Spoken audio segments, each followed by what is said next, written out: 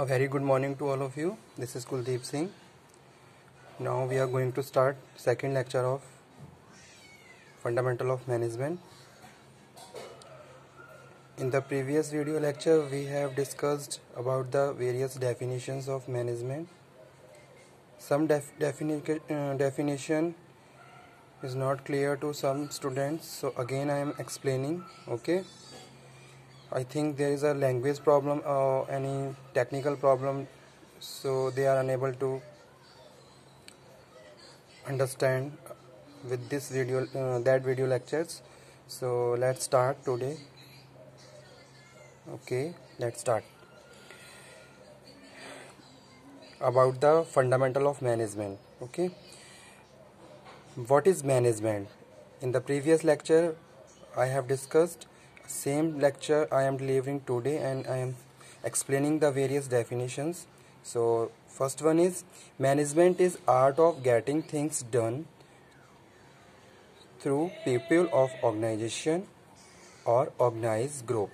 Okay, what is management? Management is a art of getting things done. Whatever activity is going on in the organization, that activity is complete by the managers. Manager responsible for that activities. Okay, it is the primary responsibility of the manager or the superior to accomplish their goals and objective of the organization. Now question is how we can accomplish that goals. Okay, for this purpose we have to organize the group in various activities where we can ensure and easily achieve the goals of organization. Okay, तो definition क्या कह रही है? Definition यही कह रही है management is art of getting things done through people of the organization. Management क्या है? अगर हम लोगों से काम करवा रहे हैं, ठीक है, बहुत एफिशिएंट और इफेक्टिव मैनर में हम लोगों से काम करवा पा रहे हैं, दैट इज मैनेजमेंट. तो वो क्या है? मैनेजमेंट.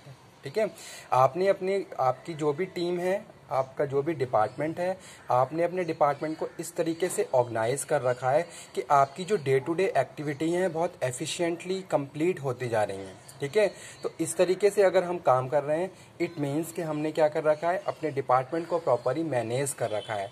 इसकी वजह से हम डे टू डे हमारे जो भी टास्क हैं, जो भी हमारे टारगेट्स हैं, वो हम अचीव करते जा रहे हैं और अपने वर्क को डे टू डे कंप्लीट करते जा रहे हैं.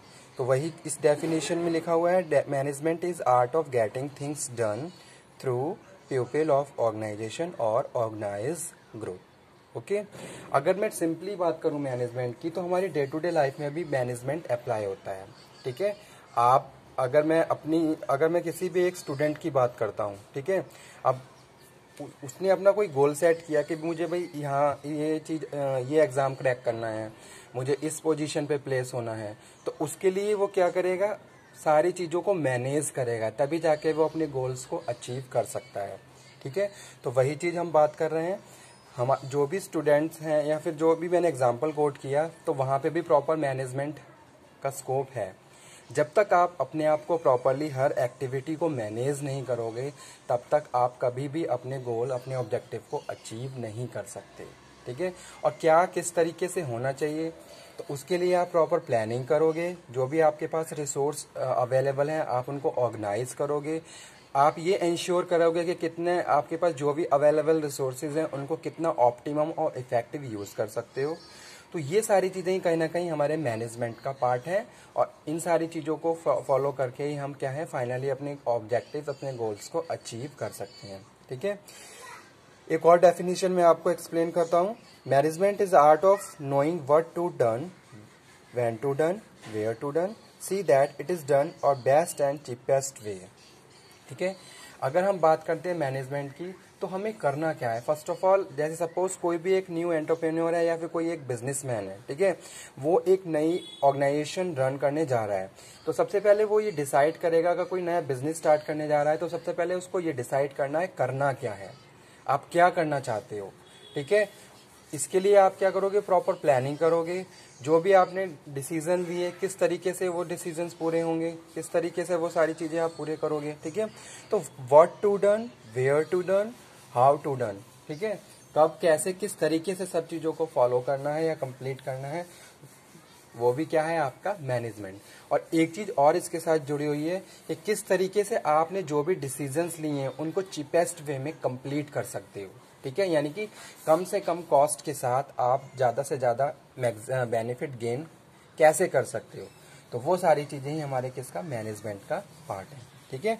तो second definition which is given by F.W. Taylor, management is art of knowing what to when to do and see that it is done in best and cheapest way। किस तरीके से सबसे best और चीपेस्ट वे में हम अपने जो भी हमारी डे टू डे एक्टिविटीज़ हैं उनको पूरा कर सकते हैं, that is management. Okay, management is problem solving process of effectively achieving organisational objectives. Next definition is saying that management क्या है, management is problem solving process. Okay, कैसे, suppose an unannounced audit happen in your organisation. आपकी organisation में अचानक से कोई audit होने लगा, आपने कोई भी प्रिपरेशन नहीं करी है, कोई भी उसके लिए कोई भी पहले से प्लानिंग नहीं करी है, सडन ऑडिटर आया और ऑडिटर ने क्या करा, ऑडिट करना स्टार्ट किया, ठीक है। अब आपके पास एक बड़ी प्रॉब्लम है कि भाई हमारे पास तो बहुत सारी ऐसी चीजें हैं जो कंप्लीट नहीं है, हो सकता है बहुत सारी नॉन कन्फर्मेंस पॉइंट हमारे ऑडिट में आ जाएं। तो उस केस में आप किस तरीके से एट द टाइम सारी चीजों को प्रॉपर, एक तरीके से मैं बात करूं कि कंप्लीट कर रहे हो, ठीक है, या फिर प्रोसेस कर रहे हो ताकि आपका ऑडिट क्लियर हो जाए और उसमें नॉन कन्फर्मेंस पॉइंट ना आए। तो आपके पास जो भी है ऑडिट की प्रॉब्लम सडन अराइज हुई, उस टाइम उस प्रॉब्लम को आप किस तरीके से सॉर्ट आउट कर रहे हो ताकि आपके पास फाइनल पॉजिटिव रिजल्ट आ रहा है। तो वो क्या है, वो आपका मैनेजमेंट ही है कि भाई आपने किस तरीके से कोई अगर प्रॉब्लम अराइज हुई तो उसका बेस्ट सॉल्यूशन फाइंड आउट किया, तो वो भी क्या है मैनेजमेंट। तो इसीलिए यहाँ पे लिखा हुआ है management is problem solving process effectively achieving organisational objectives, ठीक है। ऑर्गेनाइजेशन में डे टू डे जो भी प्रॉब्लम्स अराइज हो रही हैं, यानी कि जैसे सपोज बहुत सारी बिजनेस प्रैक्टिसेस हम फॉलो करते हैं, सडन बहुत सारी प्रॉब्लम्स अराइज होती हैं, तो किस तरीके से आप उन प्रॉब्लम का बेस्ट सॉल्यूशन फाइंड आउट करते हुए आगे बढ़ते जा रहे हो, दैट इज योर मैनेजमेंट, ठीक है। एक मैनेजर की रिस्पॉन्सिबिलिटी होती है कि वो अपने डिपार्टमेंट की हर एक एक्टिविटीज को इफेक्टिवली प्रोसीड करता हुआ आगे बढ़ता रहे। अगर वो ये सारी चीजें प्रॉपर कर पा रहा है, इट मीन्स कि उसने अपनी सारी चीजों को प्रॉपरली मैनेज किया हुआ है। चाहे हम यहाँ पे ह्यूमन रिसोर्स की बात करें, चाहे हम फिजिकल रिसोर्स की बात करें, चाहे हम फाइनेंशियल रिसोर्सेज की बात करें, हर चीजों को उन्होंने प्रॉपरली एलोकेट किया हुआ है, हर चीज को उन्होंने प्रॉपरली डिवाइड किया हुआ है और उसके बाद डे टू डे अपने जो भी उनके टारगेट्स हैं वो उनको कंप्लीट और अचीव करते जा रहे हैं। तो इट मीन्स कि उन्होंने प्रॉपर सारी चीज़ों को मैनेज कर रखा है, क्या ड्यूटी, क्या टास्क, कौन सा एम्प्लॉय किस टाइम किस तरीके से परफॉर्म करेगा, ये सारी चीज़ें पहले से क्या है डिवाइडेड हैं। जैसा कि हम बात करते हैं डिवीजन ऑफ वर्क की, कि भाई right person on right job होना चाहिए, ठीक है, right person on right job, किस टाइप के स्किल्स की रिक्वायरमेंट है उसी टाइप के स्किल्स के लोगों को हमें हायर करना होगा, तभी जाके हम फाइनली हमारा जो भी प्रोडक्शन है उसको प्रॉपर कर सकते हैं। तो ये सारी चीज़ें स्टूडेंट्स तभी होती हैं जब हमने प्रॉपर सारी चीज़ों को मैनेज किया हुआ है। Each and every activity we have to manage, we have to control, after that we can ensure to achieve the goals of the organization. समझ में आया, ठीक है।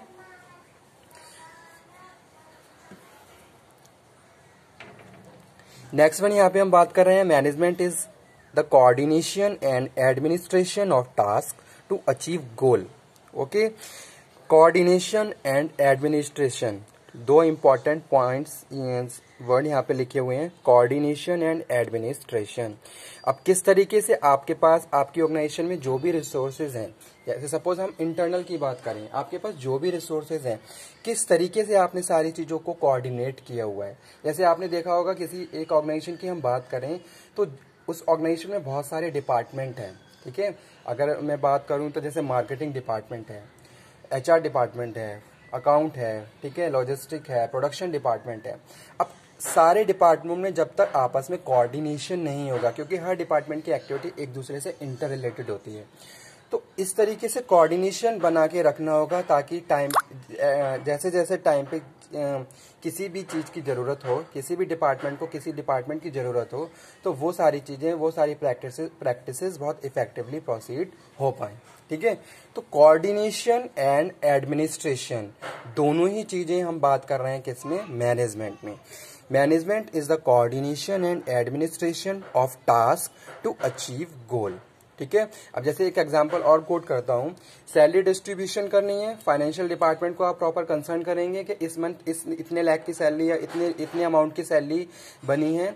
तो ये सारी चीज़ें आप पहले ही इंश्योर करके चलेंगे, और जो भी इंफॉर्मेशन है, एक हेल्दी कम्युनिकेशन आप अपने जो भी आपका कंसर्न डिपार्टमेंट है आप उससे बना के रखेंगे, तभी सारी चीज़ें टाइम पे इफेक्टिवली फॉलो हो सकती हैं। अदरवाइज कोऑर्डिनेशन नहीं है तो कभी भी आप अपने जो भी आपके डे टू डे टास्क हैं उनको कंप्लीट नहीं कर सकते हैं। ठीक है, तो यहाँ पे हम बात कर रहे हैं किसकी, मैनेजमेंट की। यानी कि आपने क्या कर रखा, अपने जो भी आपके जो टास्क हैं, जो भी आपके वर्क हैं, उनको इफेक्टिवली प्रोसीड करने के लिए भी आपने क्या है, सारी चीज़ों को वेल मैनेज कर रखा है, वेल प्लेस कर रखा है, ताकि एट द टाइम आप सारे फंक्शंस बहुत इफेक्टिवली परफॉर्म कर पाएं। ठीक है, such administration activities include setting the organisation strategy and coordinating the effort of staff to accomplish objectives. Management can also refers to seniority structure of the staff member within the organization. एक other definition एक ये भी है, management can be, management क्या है, management can also refers to seniority structure to staff member within the organization. जो higher authorities हैं, जो हायर पोजीशन पे प्लेस हैं, that also concern as a management. Okay, to be an effective manager, you will need to develop set of skills. अब management की अगर हम बात करें तो यहाँ पे हम किसकी बात कर रहे हैं, to be an effective manager such kind of skills are required. That skills you have to possess and you have to use that skills in your organization. Here we are talking about some kind of managerial skills which are very helpful to perform the functions of the organization. You want to take any decisions, you want to do planning, आप planning करना चाहते हो, आपको decisions लेना चाहते हो, तो किस तरीके से आप बेस्ट डिसीजंस, बेस्ट प्लानिंग कर सकते हो। these all activities are depend on managerial skills। ठीक है, तो कुछ मैनेजरियल स्किल्स हमारे पास होनी चाहिए अगर हम एज अ मैनेजर काम कर रहे हैं, including planning, communicating, organizing and leadership। ठीक है, you have to do proper planning, a healthy and strong communication you have to done with your subordinate or your team members। ठीक है, उनके साथ healthy communication रखना है, interpersonal relation must be healthy, organization, all the resources must be in organized form, सारे resources organized form में होने चाहिए। ठीक है, और उसके बाद हम बात कर रहे हैं लीडरशिप क्वालिटी। आपके अंदर लीडरशिप क्वालिटी भी होनी चाहिए। किस तरीके से आप अपने वर्कर्स को मोटिवेट कर सकते हो, किस तरीके से आप उनसे विलिंगली वर्क करवा सकते हो, तो ये सारी चीज़ें एक गुड लीडर रखता है, तो वो सारी चीज़ें भी आपके पास होनी चाहिए। ठीक है, तो यहाँ पे हम यही बात कर रहे थे, leadership. You will also need extensive knowledge of company goals and how to direct employ sales and other operations. और किस तरीके से आप अपने जो भी आपकी जो टीम है उसको किस तरीके से आप डायरेक्ट लीड कर सकते हैं, ये क्वालिटी, ये स्किल्स भी आपके अंदर प्रॉपर होने चाहिए। ठीक है, what are 5 basic functions of manager, setting objectives, you have to set objectives, you have to organize resource, motivating the team को मोटिवेट करना, डिवाइड द वर्क डिवाइड करना, और डेवलपिंग पीपल, और जो भी आपके पास रिसोर्स अवेलेबल हैं ह्यूमन रिसोर्स, उनके डेवलपमेंट की यहाँ पे हम बात कर रहे हैं। ठीक है, तो ये थे कुछ बेसिक फंक्शंस मैनेजर के। तो होप सो आज आपको थोड़ा बहुत समझ में आया होगा मैनेजमेंट के बारे में। ठीक है, बाकी आप मुझे अगर किसी भी स्टूडेंट को कोई प्रॉब्लम हो तो आप मुझे बता दीजिए, ताकि अगेन मैं इस लेक्चर को दोबारा कंटिन्यू करते हुए अपने नेक्स्ट टॉपिक पे आगे बढ़ूं। Okay, thank you very much.